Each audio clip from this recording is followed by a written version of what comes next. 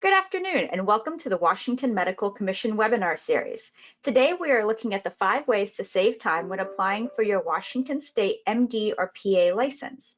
Today, we're honored to have our licensing experts, Marissa Courtney and Emma Marienthal, with us. And before I turn the webinar over, I would like to take care of a few housekeeping items. We encourage you to ask questions throughout the presentation by using the question box on your webinar portal, and we will do our best to address all questions toward the end of the presentation. We hope that you don't have any technical difficulties, but if you do, look for the help button on the webinar portal to get your issue worked out. We are recording this webinar, and the on-demand version will be available on our website within the next few days. Please feel free to share these resources with your colleagues. We want our learning events to be as interactive as possible, so please feel free to use our social media platforms to share what you have learned and keep the conversation going. Now, with all of that out of the way, I will turn it over to Marissa and Emma. Wonderful. Thank you so much, Jimmy, for having us here. We're excited that we have this opportunity to speak with everyone in regards to time saving. It's been a whirlwind of a year. We're officially at the 1-year mark of our pandemic. Everything has been changed, processes have been updated, and we are seeing an influx of qualified providers. So we thought this would be a great utilization of our knowledge to get a point what we think would be 5 ways to save time when applying for a Washington MD or PA license. With myself being the Commission's licensing lead and Marissa Courtney being the Commission's licensing manager, this is our life. We live to serve, and our job at the end of the day is to make sure that anyone coming to Washington wanting to work in our great state and when applying is given as much knowledge and access to resources as we are able to. And we want to make sure that your time's not being wasted. We're getting qualified applicants who we can process as efficiently and as quickly as we are able to. So today's main concept, just any way we can help you guys to better use your time to come to Washington and work for our great state. So first and foremost, let's just start at the very beginning when we make the decision to come to Washington to start practice. So that all starts at the Commission's website. So let's say I'm a qualified MD or PA and I'd like to submit my application for licensure. So I'll head to the Commission's website, the wmc.wa.gov. I'll go to the licensing page. That very first page that we see has a ton of resources of what's needed and what's not. And then you're able to go to the application page and determine, are you an MD or are you a PA? So for that point, you would go to whichever credential you're applying for. For a Washington MD license, you have 3 separate options for your application. Some providers get confused and they want to apply multiple pathways just because it might not be clear, just because there are a lot of acronyms used when applying for a license. So right off the bat, the first thing you'll see is the online application instructions. We have written instructions through the Department of Health. We have a really great short YouTube video that you can watch that takes you step by step through starting an application and ending an application. And we have 3 options. So we have the option 1 is the Washington online portal application. It's for anyone applying for their full MD or full PA Washington license for the first time. Our portal allows you to do everything electronically in regards to your application. You'll fill out all your demographic information, your personal data questions, your attestation, your chronology, everything's there. It's a one-stop shop. Once you actually submit your Washington application, you can pay for it right there with a debit or credit card. You get an automatic receipt if that's needed, and then the portal supplies you with an application checklist. So So right off the bat, you've applied, you've paid your application fee, you have done all of your addendums right there in the application, and then you have an easy to follow checklist to make sure, am I missing anything? What else do I need to follow up with? Along with that Washington portal, you have an individual provider portal that will stay open for 14 days from the date that you paid for your application.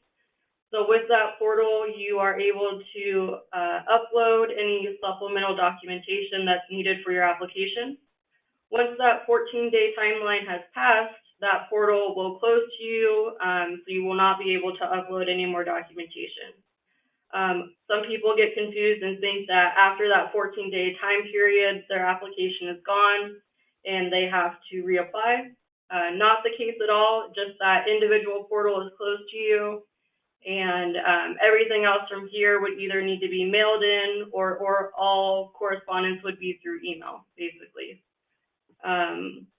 Your second option is through the Federation of State Medical Boards using their uniform application. That's for any MD or PA who is not only applying for Washington, but they're also applying for multiple states at the same time. A lot of people use it for that purpose. The pros and cons is it's quick. You can apply for multiple states at a time.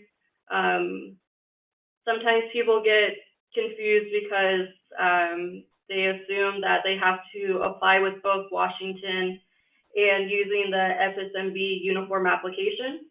That's not the case. So it's either one or the other. You do not have to apply for both. You do not have to pay that application fee both times.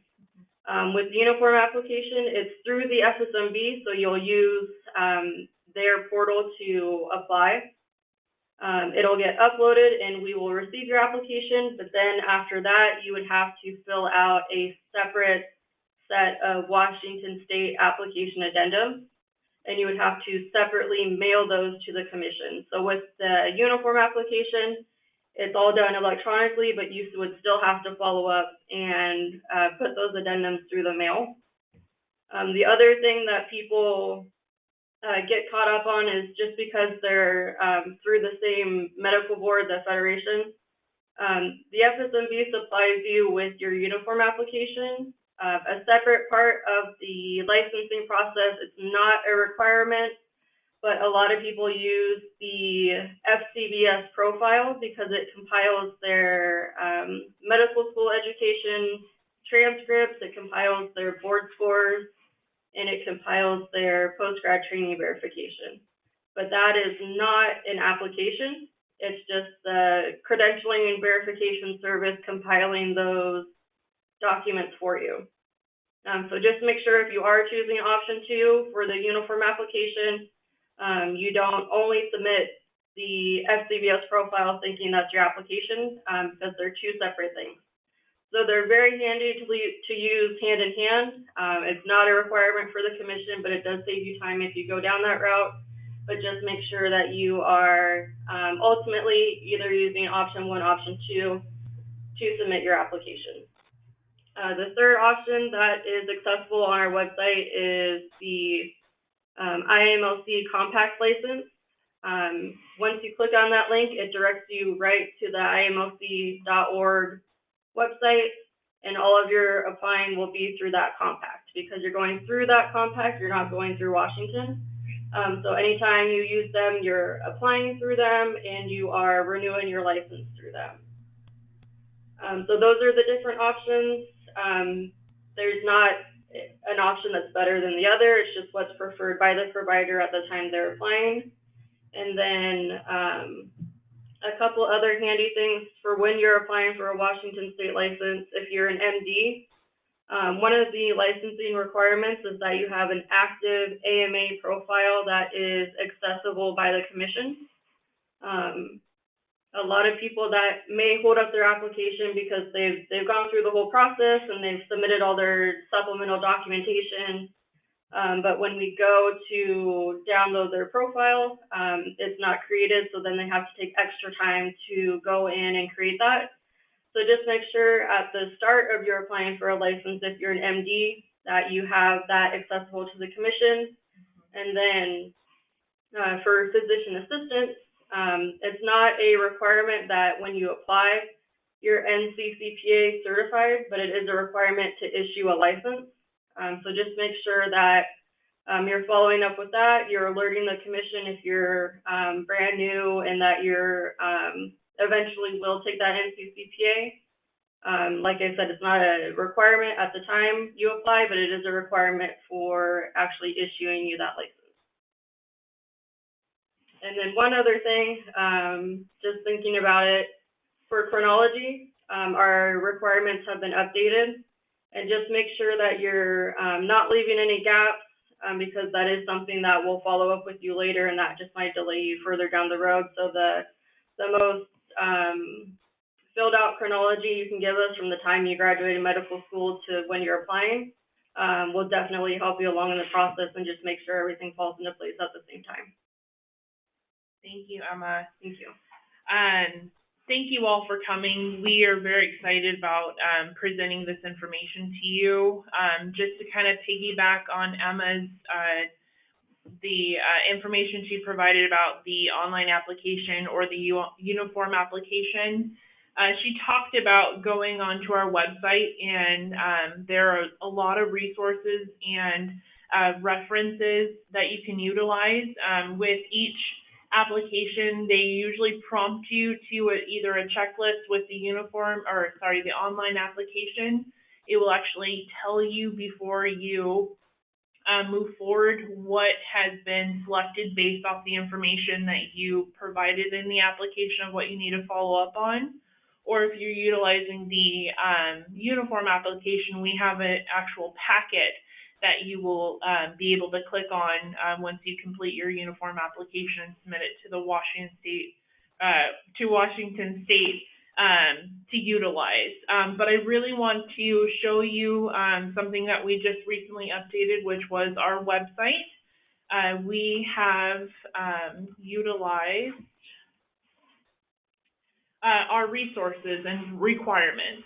So to get to this page, if you just go to our Washington Medical Commission website and you click on licensing, and then you're going to select applications and forms. Depending on what type of license you're wanting to apply for, either you're an MD, physician assistant, or a limited license, meaning a resident, fellow, teaching and research, you can utilize these links. These links will also allow you to be able to actually apply for a license. So if you click on for an MD, these are the instructions that Emma was talking about and the options that you can select for applying for a license. The new section that we just updated is what is required items for you to apply, such as the AMA profile that Emma had suggested or had just talked on, the FSMB, having that availability for us to utilize. These reports are important because these are what we are using to kind of streamline your application to provide primary source verification for a lot of the things that in the past you were required to obtain that documentation. So we want to make sure that we can be able to verify that information so that it's saving you time to request it and saving you money from the fees that you may be able or that would be associated with requesting those documents. Something that we are not able to verify is your exam scores, whether it be USMLEs, NBME, FLEX, LMCC, or any state examination. Those you would be required to submit to the commission. So please, as soon as you know that you're coming to Washington to practice, I would say go ahead and request those, because that is something that we are unable to verify on our own. We've also applied or provided additional forms and resources that may be asked of you later on in your application. Certainly, you can go ahead and just reference that checklist on your application, but they are here as well. Another point I want to bring to your attention is the licensing requirements page. It is a great resource. We have just updated it again, and it's based off which credential type you would like. And we're just going right along with physicians that, you know, it talks about the medical education and why we need some of these things. A new requirement just to touch on really quick, because I know it is a hot topic right now, is medical school transcripts. If you've been licensed in another state previously, it is most likely that the commission will be able to verify that medical education through those previous reports. If you are a new grad or a new resident coming into Washington, that may not be available for us to verify. So at that time, please feel free to use your, you can request transcripts, but what we tend to say now is just hold off for right now until we direct you to request those. We just want to save you time and money, because there's a possibility that we can verify it a different way, and why not save time and money? This gives you more information about if you answer any personal data questions, which I will touch on later in this presentation. It will talk about additional documentation like ECFMG, which is for foreign medical grads. This information actually needs to come directly from the entity. It can't come from you personally. I know there are some certificates that you receive once you are certified through the ECFMG, or you may have a certification from your postgrad or your exam telling you that you passed or you graduated or you completed. However, there's a lot of things that we still need primary source verification, so please make sure that you're requesting, if you are directed to, please request them to be sent directly from the entity, not from you. It will hold up your application if we are having to look at these documents and realizing that these are actually your provided copies. Then we actually have to send you a letter letting you know you need to contact them. So let's save time and just go ahead and request those when directed. And I think that is it for right now. We certainly can provide you with these links in the chat if you would like to utilize them in the future. And Emma will talk about our next topic. Lots of good safe timing tips right there. Just like Marissa stated just previously, part of the process is once an application has been received and it's been paid for, there is the possibility for an FBI fingerprinting background check to be necessary as supplemental to your application. So if that's the case and you are randomly chosen for fingerprinting, it's our job to compile a fingerprinting packet for you if you live out of state. And in that packet includes your FBI cards for the fingerprinting to be printed onto. It includes an instructional letter just letting you know how to get your fingerprints processed, what are some helpful tips to make sure that they're readable. And then it also includes a pre-addressed return envelope so that you send that directly back to the Department of Health FBI background unit. Here in the licensing unit, we only have the authority to process applications. We don't have the authority to run your federal background check. So once you receive your packet, it's a really great idea to jump on getting those prints done as quickly as possible. As we've all seen with this pandemic, a lot of things and services are being limited to the public. And so if you jump on that right away and find a fingerprinting facility in your area and get those taken, that's just one more thing that's allowing your application to be processed as quickly as possible. At this time, with what's going on with the pandemic, every state is different. So in the event that in your area, your local law enforcement agencies are not open to the public, they're not taking appointments due to the pandemic, we're authorized to have anyone go to any type of fingerprinting facility and get those done. Once those are done and sent back to the Department of Health, those get processed through the FBI background unit with the service of the Washington State Patrol. They're physically processing those fingerprinting packets for the Department of Health. And then the Washington State Patrol communicates with the FBI background unit as to who they're processing, and then giving updated daily reports as to when your fingerprinting is cleared. So it's a great idea, a good practice. As soon as you get that packet, jump right on it, get those fingerprints done as quickly as possible.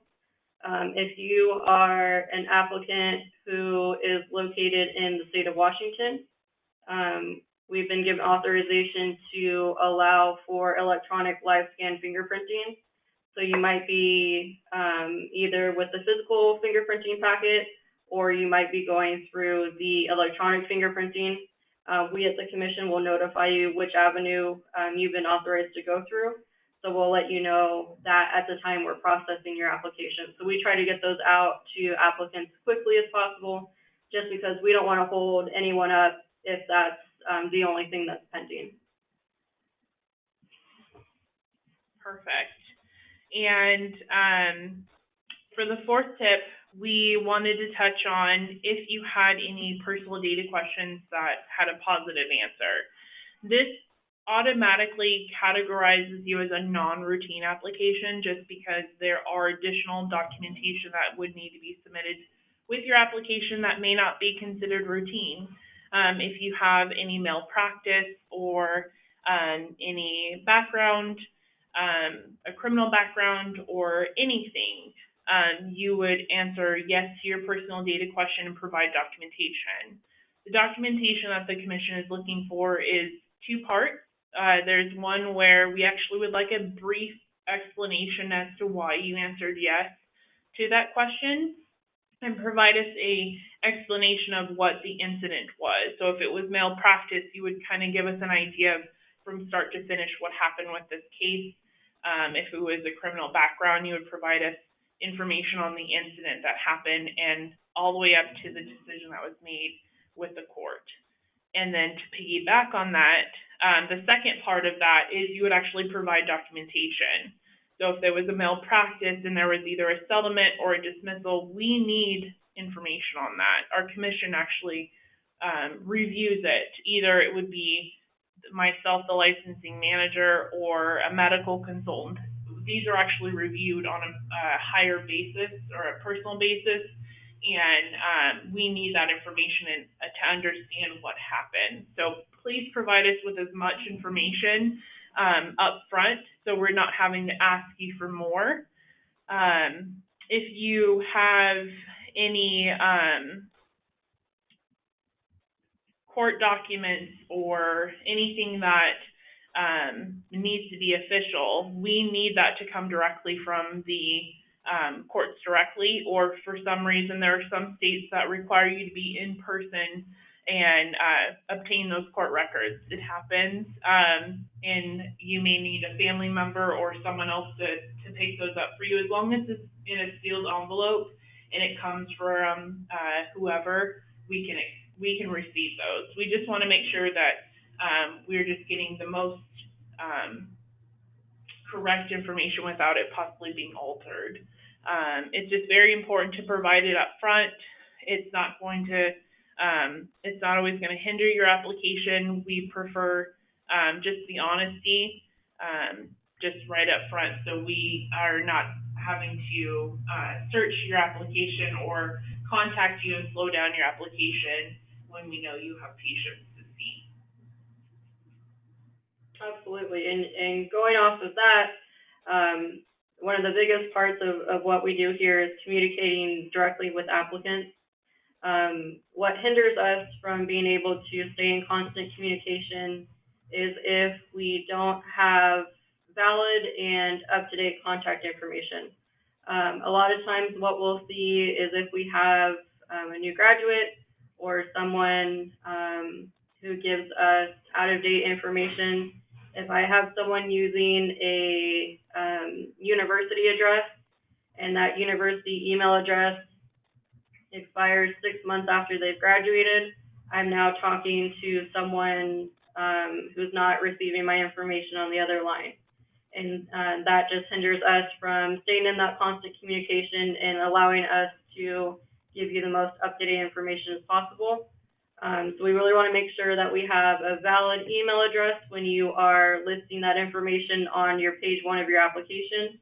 And then we want to make sure that you have the most up-to-date mailing address if we have to mail you any type of correspondence. A lot of what we're seeing, a lot of people are moving cross-country. A lot of people are changing to maybe P.O. boxes or something connected with a family member because they're not able to receive mail at where they're at.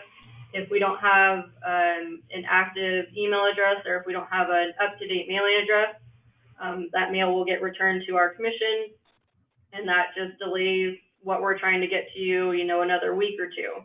And right now, with the way the mail is and everything like that, we don't want anything that can't get to you right away not being able to. So that's really important that we have the most up-to-date phone number, email address, and mailing address when you are submitting an application to the commission. We really encourage applicants to check their email pretty maybe every couple of days.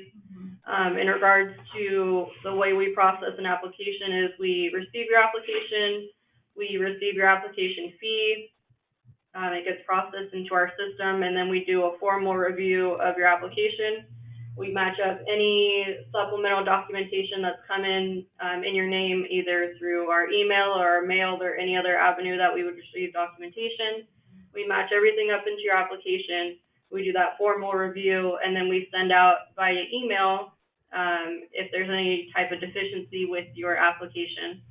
So right now with our current volume, we are in Washington going into our limited license season with all of our new medical graduates either going into a residency or they're continuing on into a fellowship program, or maybe they've been hired into a teaching and research position. So we are currently going into our limited license season along with any other provider that's applying for our state. So with our current volume and our current processing time, we are just asking that correspondents allow us that physical time to actually get through to your application and review it.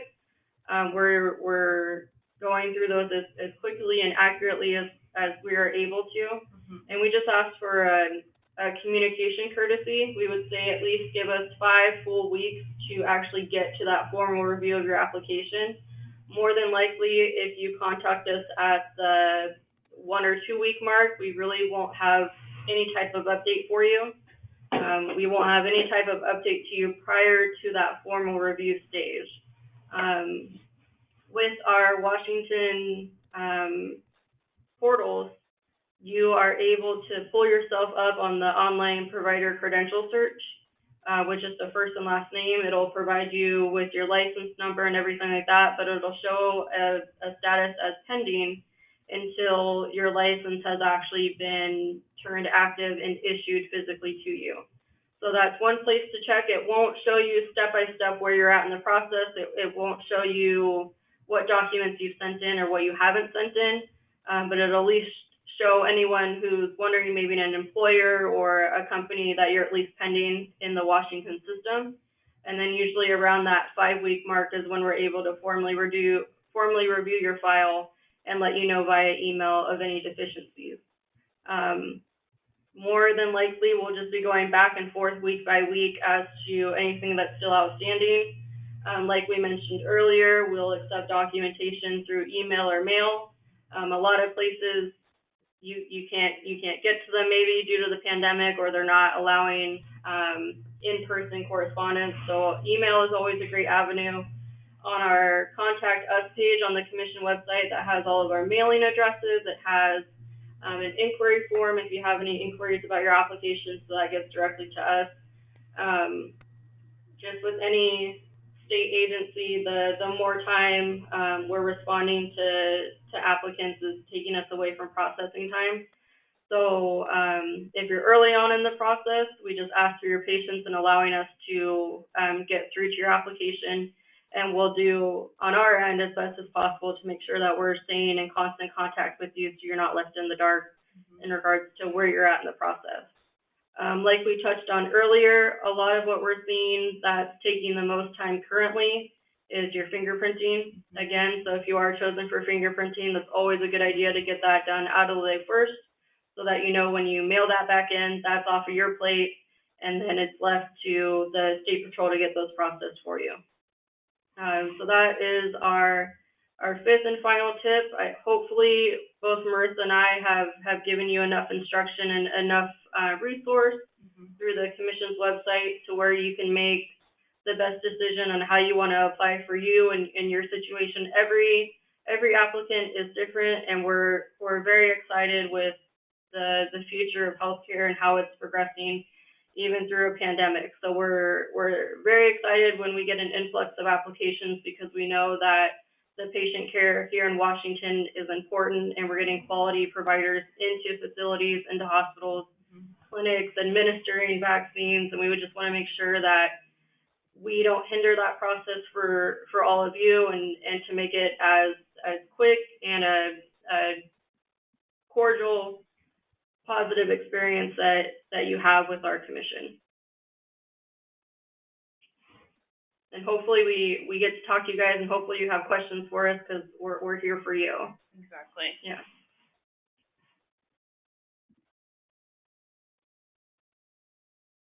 So I hope everyone will join me in a virtual round of applause for Marissa and Emma. Thank you so much for a wonderful presentation. Everyone can use the question box to answer your questions. And while those are coming in, we have a lot of great questions that were asked during the presentation. The first one being, do you have to be a member of the AMA to get an AMA profile? So I believe you have to at least sign up for a profile to be created, because we have to go and physically download your AMA profile to include with your application. So as far as membership, I don't know if you would necessarily have to sign up for something like that, but you would have to alert them that you would have to communicate with them that you're applying for a Washington state license, and that AMA profile needs to be created, so because that's a requirement for a license in Washington. Right. So our next question is, residents transitioning from a limited license to a full MD license, will they need to request medical school transcripts again? Great question. No, there is most likely, well, okay, so that actually is a two-parter. So when residents apply for a license initially, because it takes time for their schools to actually produce official transcripts from their register, after they graduate, we could accept a letter of graduation or a letter of completion from the school, just indicating that the provider has graduated from this medical school and is eligible for, a resident license or able to move forward. We accept that. And most likely based off the fact that they've been in a program at least to qualify for our full license for 2 years, we are able to verify, or we're able to use our reports to verify their medical education at that time. It just really depends. We may contact you if needed, but I'd say 99% of the time we're able to either verify it other ways, or you provided it in your initial limited license application. For our next question, I'm just going to remind you ladies of a little bit of context. This was when you guys were discussing kind of being a little proactive with your fingerprint checking, seeing what was available in your area. So the question is, should we do that automatically or wait until we are told we will need fingerprints? Yes, great question. We get phone calls about that a lot right now, just because of everything that's happening, and people want to get a jump start. No, it's not a necessity that you submit your application, you pay for it, and boom, I need to go find the closest fingerprinting facility. Our recommendation would be to wait, because those are done at random. So you might not even have to go through that fingerprinting process. So that's one less thing for you to worry about. Right. If you do want to be proactive, what we've been telling providers is use a Google search of your zip code and just type in fingerprinting facility, look by your zip code, and just find the closest, fastest place to go get fingerprinting. Other than that, I don't think it needs to take up your day to find that right away. So my recommendation would just be to wait until you get that packet, and then it shouldn't take too much time to find a facility in your area. And when is the recommended time frame for applying as a new PA when one has already accepted employment based on credentialing with Washington State? So I think this question is getting at we've accepted a job in Washington State. How much ahead of time should we be applying as a PA? I think really as of right now, just with the, just as in general, a good practice is if you're looking for employment and possibly know that you are going to accept a position in another state, that you should already be looking to obtain a license, so you should already be submitting your application. You can always withdraw your application in the future, or with Washington State, we actually, if you no longer would like to, complete the application process due to the fact that you accepted position somewhere else, we will let the license actually, the application expire after a year. But I think it's good practice that submit your application as soon as possible. Our volume with our PAs is not as great as our volume with the MDs that are coming in currently.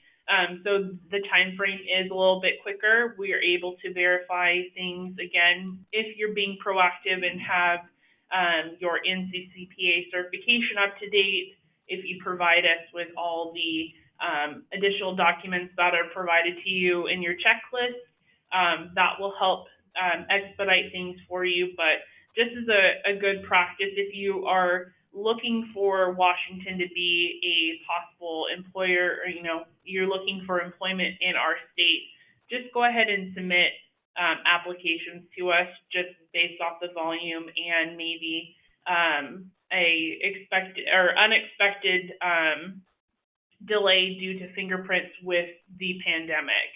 So if you have accepted a position with a employer in Washington and you haven't submitted your application, please do that as soon as possible.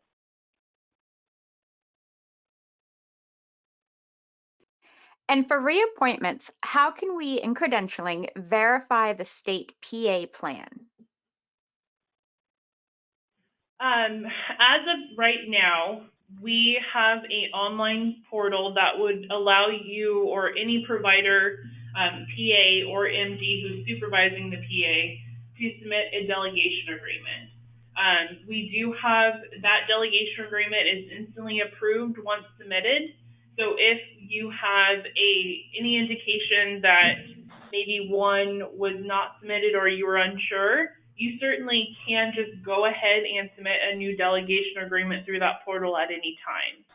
That portal is connected to the medical, it's an email address called medical.delegations@wmc.wa.gov. You certainly can email that delegation agreement inbox or contact us or fill out the inquiry in the contact us section for delegation agreements, and our licensing specialist can provide you a copy of a delegation agreement if necessary. But more time, just to save time, if you would like, you can certainly go ahead and submit a brand new one through that portal. I do know that there are things coming in the pipeline for July that are going to possibly change things for delegation agreements. So I would strongly suggest signing up for our newsletter or keeping an eye out for our website underneath the delegation agreement section or PA section, and we will try to do our best to update you as much as possible of the changes that could affect delegation agreements in the future. For the hospital privilege section, do resident trainees need to put their current training hospital information? No. No. And I believe this was voted on at the beginning of 2020.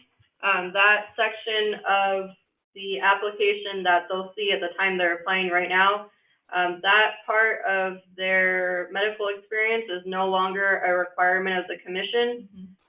So anyone holding on to that hospital privilege verification form or wanting to put that in their application, no longer needed.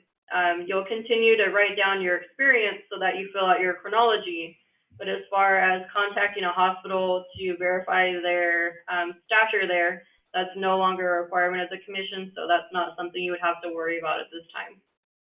So more time for you guys. Can you submit documents via email beyond the 14-day portal opening post application? Absolutely. Yes. So you'll apply for, when you're using the Washington online portal, you'll apply for your application, fill everything out, you'll submit your application, you'll pay for your application. From that time you paid, your 14-day period starts then. So day one, you have access to that individual document portal that you can upload Word documents, marriage certificates if you need a name change, anything that you need to supply with your application. That's day one. 14 days after that, it will close to you, and your application now is in a pending status for up to a year. So if you find out that you are at day 15 and you need to submit anything else to the commission, send it right over through email. Just include as much information as possible so we can match that up to the correct document. Also, if you can include your pending license number, that helps us a lot too. Right. So the most information when you're emailing the commission, the better. And we'll just take whatever you emailed us and pop that right into your application. So there's no time lost because you're not able to access that portal. If you apply through the FSMB, can you only apply to Washington? No. There are currently, I believe, 29 other medical boards that are utilizing the uniform application at this time. So there are providers that find the uniform application beneficial to use if they are applying for other states within that 29. So certainly I would encourage you to go to the FSMD website and see what states are currently accepting the uniform application. And if you're looking to apply for them, you can do it all at the same time. There is an individual portal assigned to each of those 29 states, and they would be notified as soon as your application is submitted to them. When a provider shows pending on the website, does that mean an application is complete and waiting for final approval? No. So it can mean multiple things. Like we talked about earlier, with the way that online provider credential search is set up, unfortunately, it's only going to show you that applicant has submitted an application to Washington, and it's now pending. Unfortunately, it won't show you why it's pending. That would only come directly from when you contact the commission as to an inquiry as to what's still outstanding. But really all that pending means is that an application has been submitted to the commission, it's been paid for, and it's now at any point in the process prior to actually being issued and active. Once that message turns active, that means that they have gone through the application process and are fully active and issued a license. Other than that, it'll just show pending, or if a license has expired, it'll show expired. Right. And I would like to add really quick onto that, if you are wanting to do a status update, or if you've hired other companies to utilize or to help you with this application process, please, when you're applying either through the portal or through the uniform application, either email or upload through the portal, provide us with a release to be able to speak with those that either company or a representative. Just makes it easier, because as of right now, we can only provide information directly to you, the applicant. If we have your hospital or employer or a company that's multiply utilized, Comp Health, any credentialing contractor that you use, if they want information on your application to help expedite things for you, we cannot do so without a release. So if you're working with any outside entities, please make sure that you're providing that up front in the application so we are not having to turn people away that could help expedite things for you. Yep. A lot of companies have just a general uniform release where you just fill in the consultant that's helping you, your name, that you've applied and that you're giving them authorization. It includes an email address so we know that the person we're contacting is the correct person. Mm-hmm. If they don't have a uniform release that they've used previously, like Marissa said, you can upload a Word document and type it out yourself and upload that to the portal, or simply email us and state, my name is so-and-so, I'm applying for this credential. This person has the authority to contact you on my behalf, and just include their email address or their phone number, whatever avenue you'd like us to talk to them. Make sure that's all included up front, just so we're not wasting your time and they're not running around in circles trying to get information that we don't have the authority to release. So always a good rule of thumb. Do you have to be graduated from a program before you start to apply? Nope, and this goes for both MDs and PAs. A lot of people know the pathway that they're going. They know that they either want to stay in Washington and that they're looking for employment here. They've graduated from their med school and they're coming from another state to Washington and they're going to be entering a residency or fellowship program. So no, your application, once you've submitted it, will stay open for 365 days. So let's say you come to Washington June and your position doesn't start till September. Even if you're not starting that position right away, go ahead and apply early. We appreciate it on our end because that means that we're not holding you up or we're not allowing you to practice right away and provide care to patients.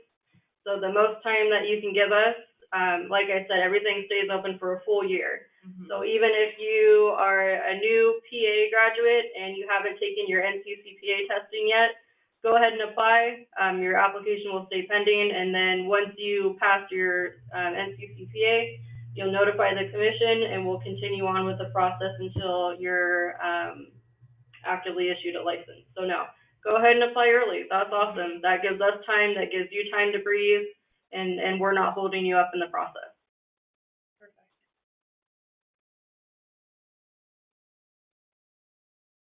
For the experience section, it says list all professional experience since the completion of postgraduate training.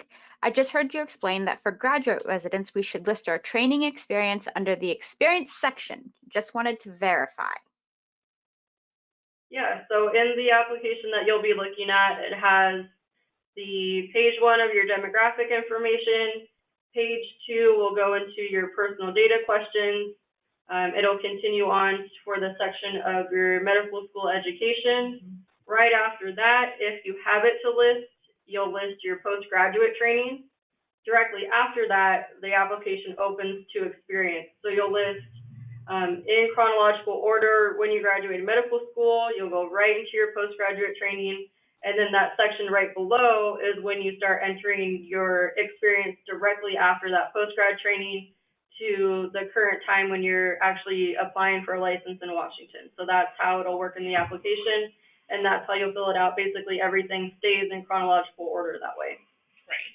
And we recently, as of last year, to kind of streamline the application again, it's just to shorten up the chronology statement. So whether you are a new graduate and you've only just done post-grad for the last 2 years, you're just going to provide that information. If you are a provider who's coming to Washington who has been licensed in other states for many years, we're not asking you to provide chronology from start of your medical school education all the way until today's date. We actually have shortened that for the last 7 years. So for the last 7 years, we want a snippet of what you've been doing, and if you've had any chronology breaks more than 90 days, we would just like an account for it. So whether it is maternity leave, vacation, which would be great for 90 days, or time off to take care of family, whatever it is, whatever that break in chronology is, just let us know. It doesn't have to be anything fancy or formal. It can just say looking for employment, moving across the country, maternity leave, just something to fill that gap so we know exactly what you've been doing for the last 7 years. Thank you. So in regard to a third-party release for the applicants, there's no release within the application. I've been told they can email the commission. Is that correct or no longer correct? That is correct, especially now, especially during the pandemic and the mail delay and everything like that. So that's perfectly fine. If your company is submitting things on your behalf, go ahead and go through email just like we would with you. If you're going to email us with any supplemental documentation, we'll take that directly from the email that you sent us and put it right into your application. So if that company wants to do it that way, no problem at all. We'll do the same process. Just making sure that they're either CCing you on the email, and the email that they're using to CC is listed on your application so that there is essentially a paper trail showing that this provider applied for a license, they've utilized this company, and I've given them authorization to talk to the commission about my application. So we just have to make sure everyone is looped in at the same time, including you as the provider and whoever you've hired to also help with the application. Will the transitioning from a postgraduate training limited license to a full MD license fee be an option in the online full MD license application? Yes.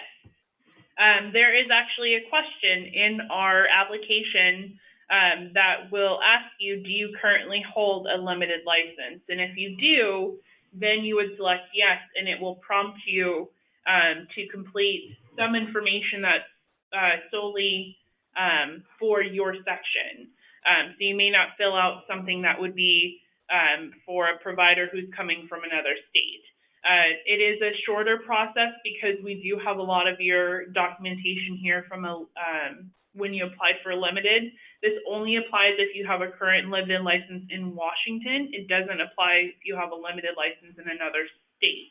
That you would follow our normal full license application process. But for providers, let's say Washington, UW, where they're a resident just completing their 2 years and would like to transition to a full, they would go ahead and apply online, still go through the process, but make sure that they answer that question so that we can go ahead and make sure that we are looking for your previous application, pulling that from archives and matching it up. So a lot of the paperwork has been done for you and can help streamline that application process.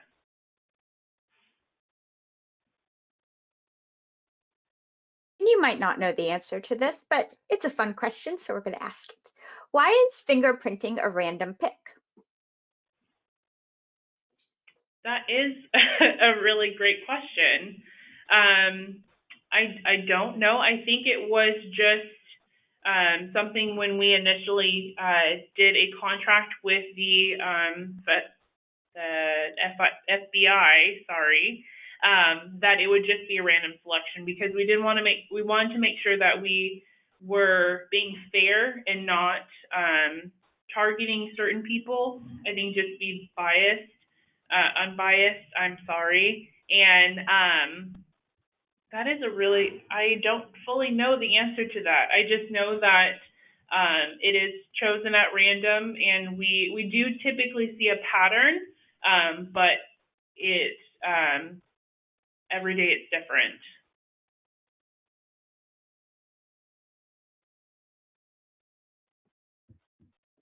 So that is all the questions we have. I want to thank you again for presenting this valuable information, and thanks everyone for such great participation. This presentation, the recording will be available on our website in the next couple days. And if you have any questions, please don't hesitate to reach out to me. I've put my email address in the chat, and I'm happy to answer any additional questions you might have. So have a wonderful week, and remember to take care of yourself. Thank you, ladies. Thank Thank you. you, Jamie. Take care.